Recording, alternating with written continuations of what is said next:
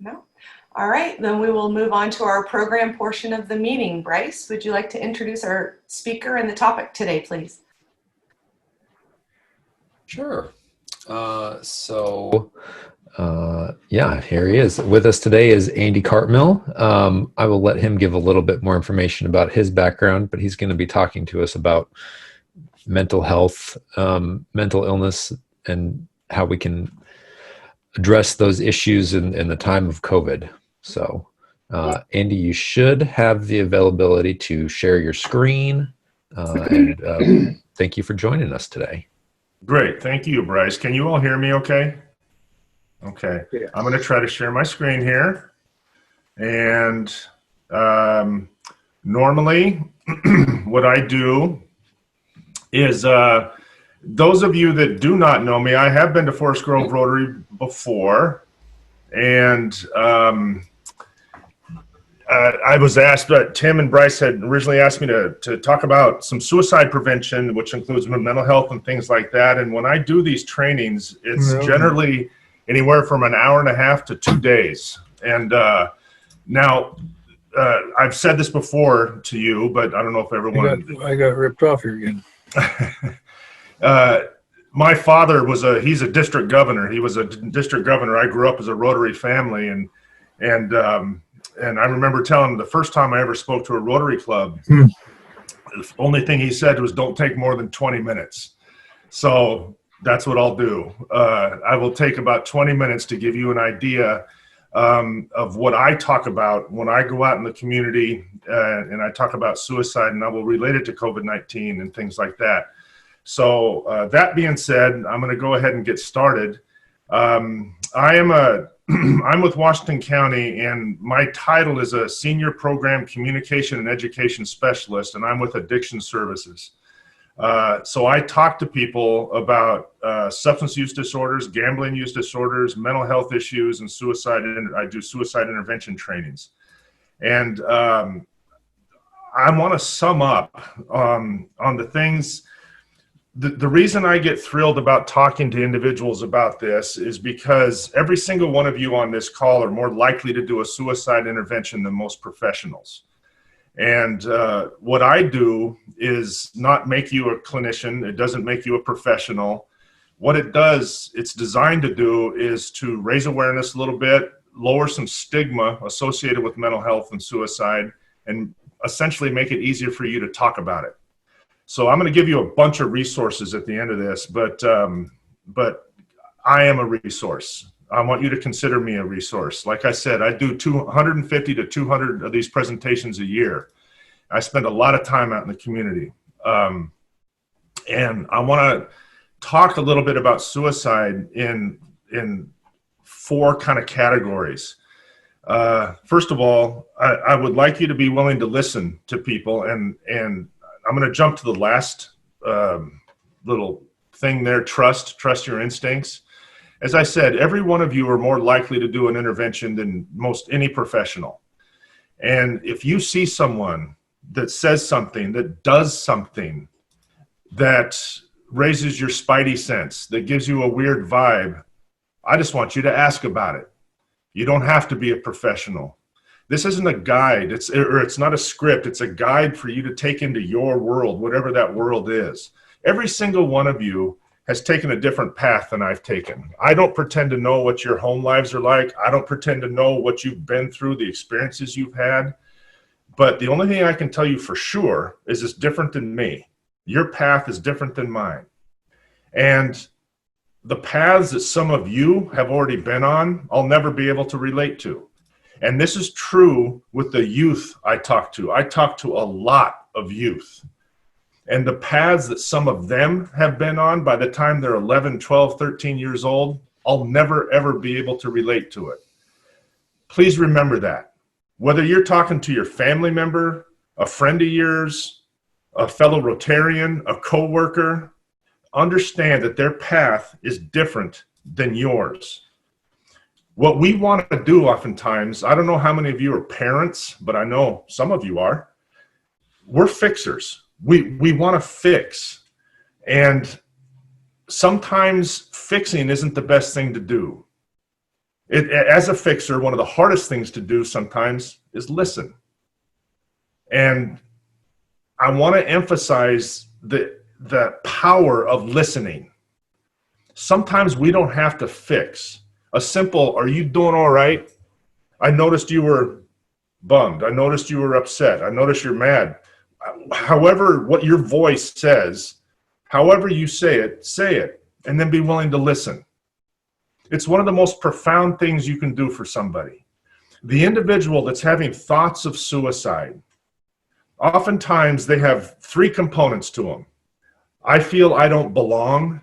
I am a burden to other people, and I've addressed that aversion to self-harm. I'm capable of self-harm.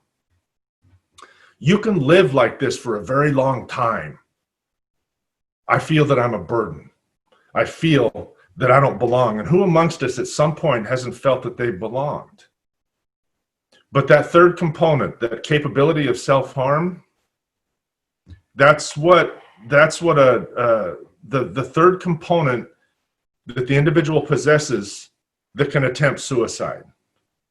So I say this and I'm not going to elaborate on it because I don't have the time, but this is a prevailing theory that Dr. Thomas Joyner out of Florida State has.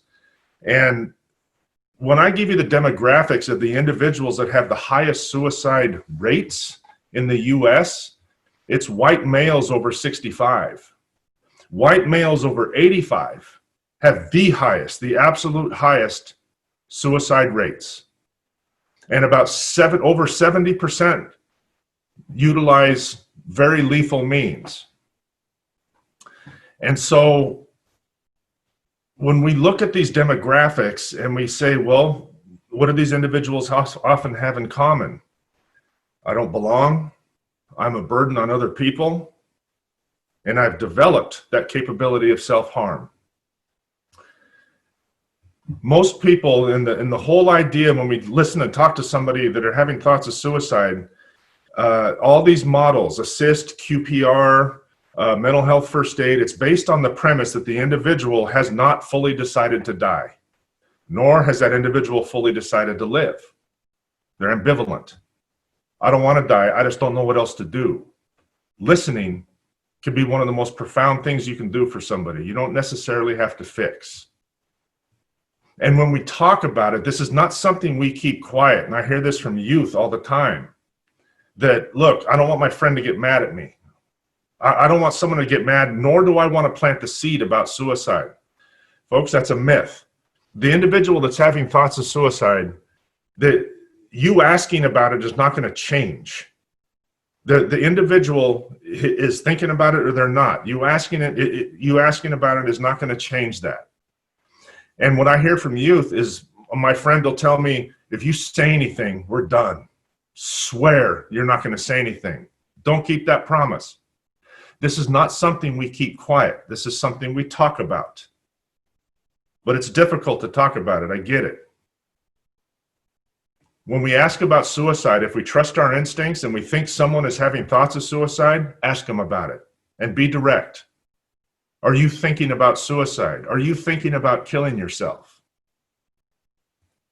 It's very important that the person that are having thoughts of suicide and the individual that's the caregiver, for lack of a better term, you're on the same page. Asking directly helps put you on that same page, as opposed to saying something like, are you thinking about doing something stupid? You're not thinking of suicide, are you? About the last thing this individual wants right now is to be judged. I mean, seriously, who amongst us like being judged? None of us like that. And if I ask in a way that I'm saying essentially, please say no, I totally get it. But be direct. You're not going to plant a seed about suicide. It's more than likely going to be met with relief. It's going to de-escalate. It's going to lower stress because now I have someone to talk to. And if the answer is no, wonderful. I also know that I have someone that I can talk to. You show me the respect and caring to ask that question, it goes a long way. But I don't want to get my friends mad. Look, how often do you get mad when someone cares about you? Now, you might get irritated, right? But do you get mad? And the way I look at it is, if someone's going to get mad, fine. I'd rather have you mad in here. Trust your instincts. Trust them. You have them for a reason, and it's okay. If you get a weird vibe from what someone has said or someone is doing, it's okay to ask about it. Are you doing okay? And then let that person lead the conversation. Start the conversation. You don't have to be a clinician. COVID-19 has presented some unusual exacerbation to what's already there. You know, stress and anxiety is normal. COVID-19 is not. And we talk a lot about, you know, well, I'm working from home and everything's good. It is true. A lot of people are doing okay, but it's not just you're working from home. You're at home during a crisis trying to work.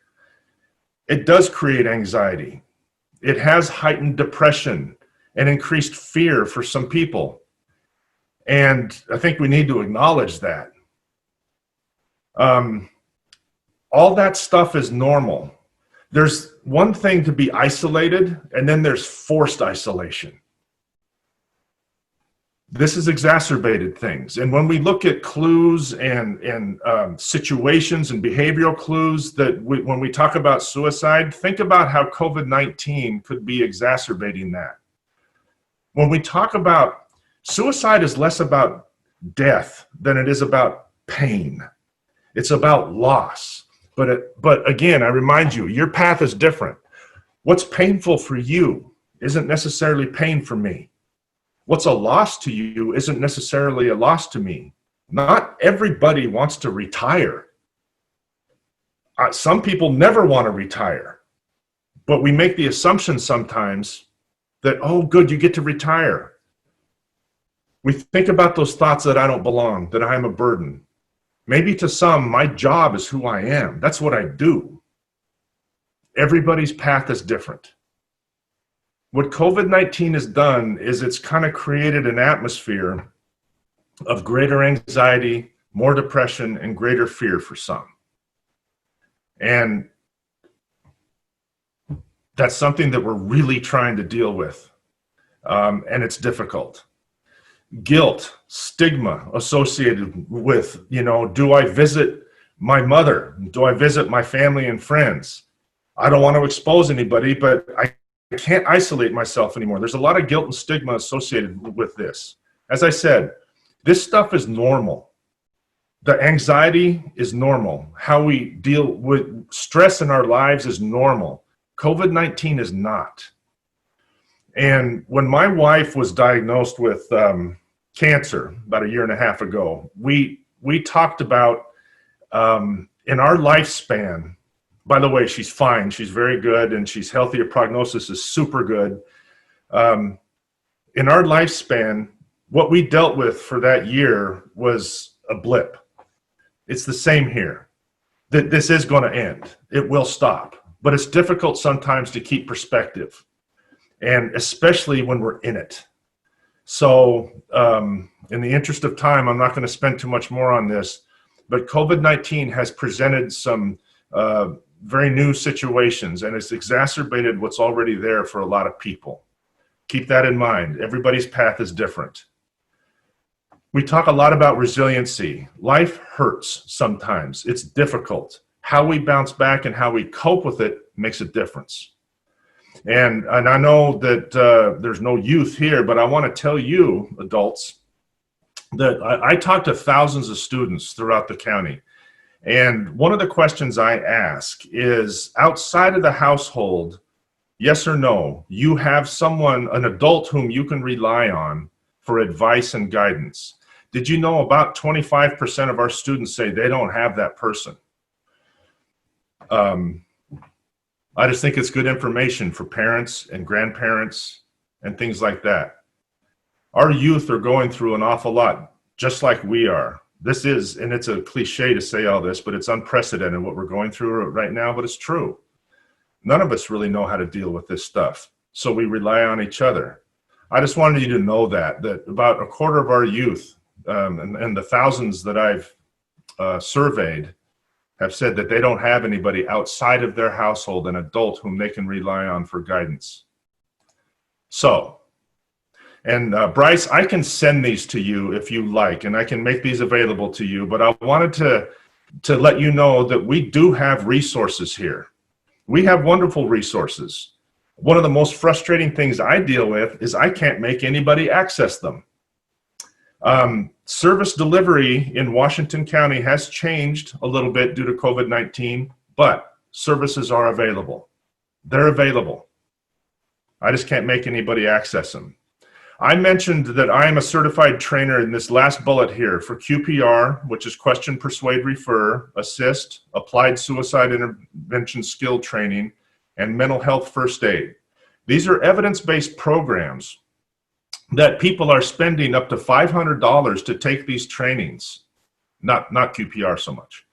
But in Washington County, Clackamas County, and Multnomah County, through a grant, we developed a website called gettrainedtohelp.com. You can get on gettrainedtohelp.com and you can see where in the Tri-County area these are being offered to you. You can sign up for them. And folks, it's free. You get it for free. QPR lasts about an hour and a half to 2 hours. Assist is a 2-day training, highly recommend it. Mental health first aid is 8 hours, it's a full day. People are spending a lot of money for these, but in the Tri-County area, you have access to this free. We also have services specific for older adults. I don't know if you're all familiar with the Senior Loneliness Line. It's awesome. And 211, also another tremendous resource. We're going through unprecedented times. We really are. And it's difficult for a lot of people. And for most of us, in one way or another, we're struggling. We got resources. And again, I will send these to Bryce and he can distribute as you know, or you can also let me know. And again, consider me a resource. Bryce, how am I on time? I really sweat the 20-minute thing since Dad said that. Well, you're doing fine. Are we okay? Yeah, we got at least 15 minutes. So I got 15 minutes left. Well, I mean, we want to have some question and answer stuff, I'm sure. Oh, okay, but, okay. It's about 12:45, and we usually go until about a little after 1. So all right, good. Well, thank you very much. So, do you have any questions? Do you have any comments? I want to bring this part up again. And again, I can load you up with statistics. And usually the quickest thing I talk about when I talk about suicide is about an hour and a half. So I really left a lot of stuff out. So any questions, any comments, either through chat or open your mic. I'm not sure what your Here's a question. Okay. If I suggested the loneliness line to somebody, can you give me a little overview of what they can expect? Is it of what that service is? I believe, and I haven't contacted it yet, but it's a peer service, and it's run through our Disability, Aging, and Veteran Services program. And so it's peer to peer. And so all they can expect is just to have someone talk to. And I believe they can make arrangements someone can be called at certain times, I think. But they'll also offer resources if requested. Yeah, but it's driven by the caller. And it could be just simply to have someone to talk to.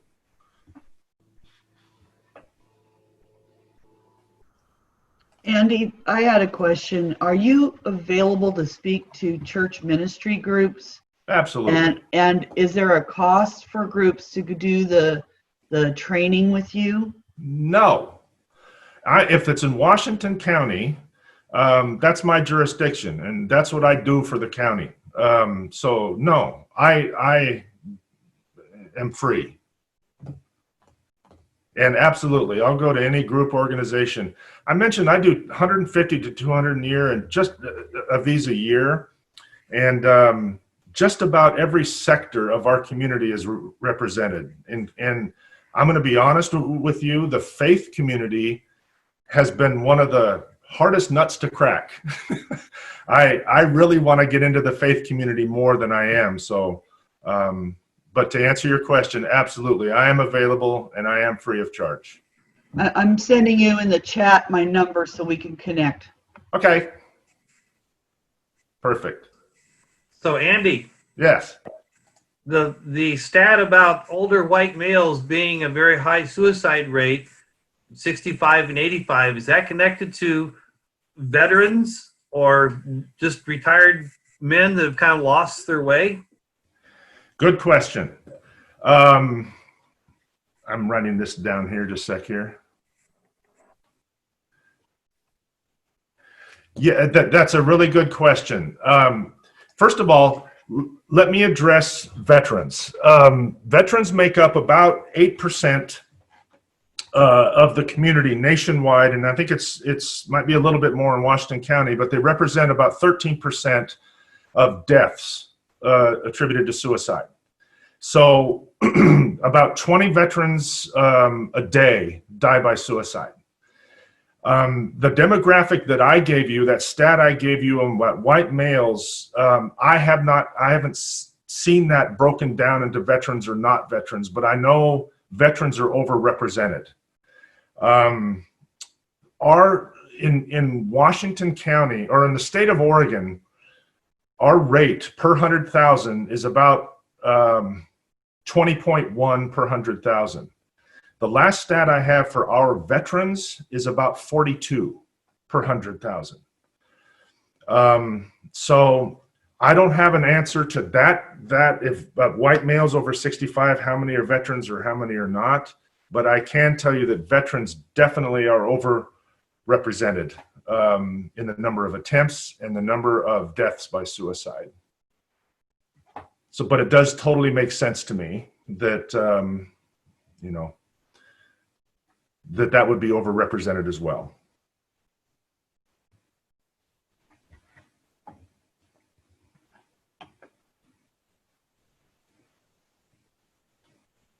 This is so hard to do this remotely.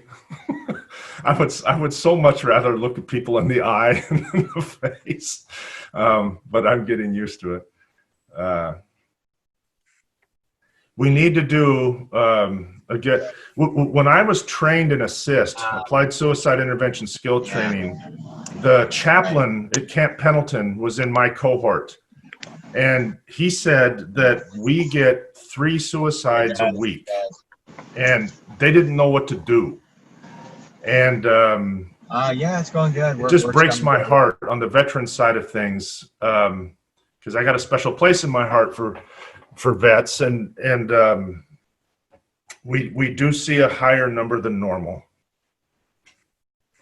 So is there any distinguishing characteristics about older white males that are not veterans that are committing suicide, 65 and 85 years old? Well, again, it's all theory at this point, but I will tell you, when you go back to those 3 components that Dr. Thomas Joyner said, I feel that I don't belong. I am a burden. And those seem to be very common amongst our older adult population that have attempted or that have died by suicide. And I preface this, I want to qualify that by saying that the stats I give you is what we know. So I can tell you that in Washington County in 2018, we had 844 deaths by suicide. But what we don't know, that means it's on the coroner's report. It's on the medical examiner's report. We know intent. What we don't know is we don't know about unreported suicides. And it's estimated that it's up to 25% more than what we know. And then we talk about behaviors, suicide attempts, which are rarely talked about, and it's estimated that it's up to 100 times greater than what we know. The number of women who attempt suicide is about 3 times that of men. But the number of people that die by suicide is about 4 times more than women. Men tend to use more lethal means, firearms being number 1. Amongst our older adult population, firearms by far are the number 1 cause of suicidal death. And also amongst our older adult population, they seem to have thought about this and planned it at a greater degree, to a greater degree. They've actually made a plan. And again, we talk about something called the acute phase, the phase between thought and action. About 24% of the people that have survived an attempt, they say that phase lasted less than 5 minutes. 71% say that phase between thought and action lasted less than an hour. What the research seems to say amongst our adult population is that attempt suicide, they tend to take a little more time and plan it, and they tend to use more lethal means. So as far as characteristics goes, you know, again, I would trust your instincts. If you know an individual that has experienced loss, and the older we get, the more loss we experience, whether it's a job, our health, a relationship, whatever. And this is what I mean. If you know someone that has experienced loss in their life, ask them about it. There's no harm in it. Maybe they look at it very philosophically and they're not thinking about suicide, but maybe that loss to that person means more than it would to us. But how would we know until we ask? Trust your instincts.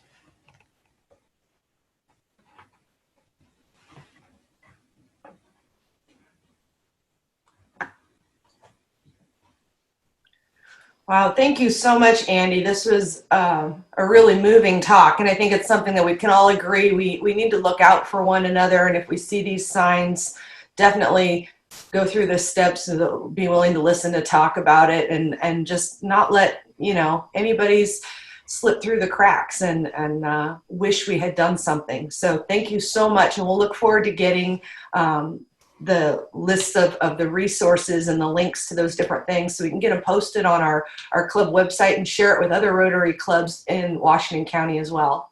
Wonderful. Thank you so much. Thank you for having me, and thank you, Bryce, for setting it up. I'll stay on a couple of more minutes, but then I have another meeting if it's okay, and then but I'll get this to Bryce, and thank you for having me, and big Rotary fan. I grew up a Rotary kid.